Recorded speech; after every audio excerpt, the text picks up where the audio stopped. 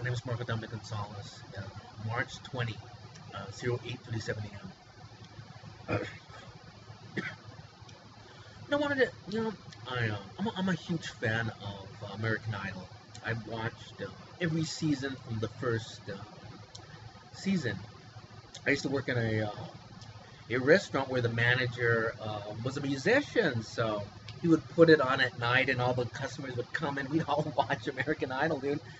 And the none of the customers would leave, so like it's always the waitress that was on that side by the bar. I was like, oh my god, it's American Idol. We were all having a good time, no one would leave that we're watching the show. So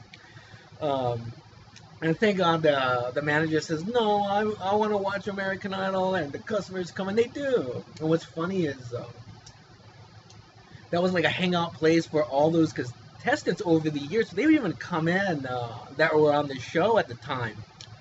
So, I love American Idol. I'm a huge fan. And obviously I'm a huge fan of music. So, but I want to say it's constructive. And I'm not going to say who I love and who I like and all that. Not right now. Once you get to the top 10, it gets good. Then you see who's going to shine and who's not. So this is very constructive. This is going to be constructive to the artist, and also constructive to understanding the judge.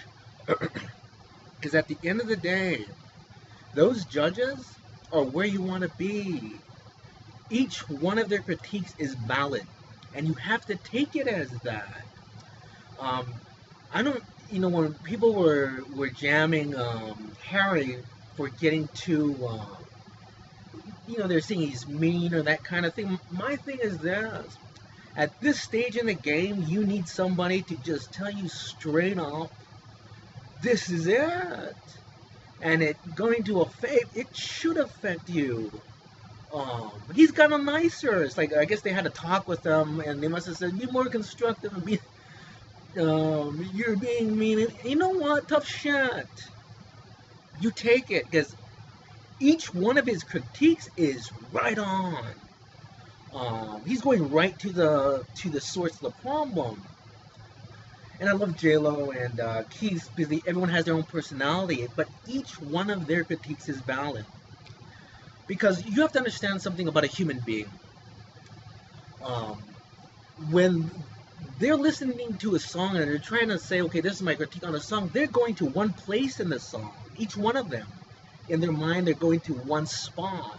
That's why you can have 3 different critiques on one song. So if you, the artist, are, well, he says one thing and he says another. Yeah, what? He's saying one thing on one part of the song. He's saying another thing on the other part of the song. She's saying something on another part of the song.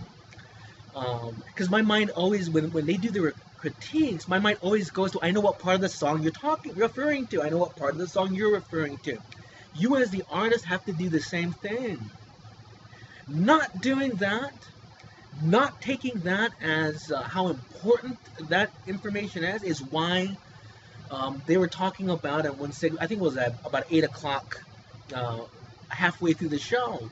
You guys aren't hungry. I mean, me as the spectator who loves this show, you guys aren't hungry. You're not hungry to eat that note and to give it to me so that I am like, wow, man. Where's the hunger, man? It has to be there. It starts to get there now.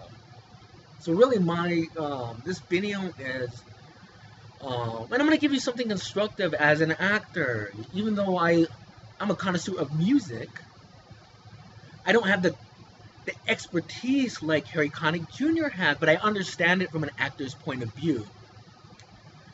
So I'll give you, in the next video, because this video I'm going to have to, I can only do 5-minute videos anyway. But,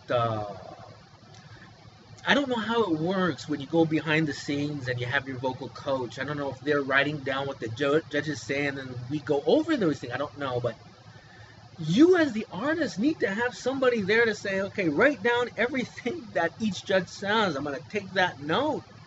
I'm going to work on each aspect of that, in the inflection, in singing sharp, in one-dimensional. Those are certain critiques that I heard.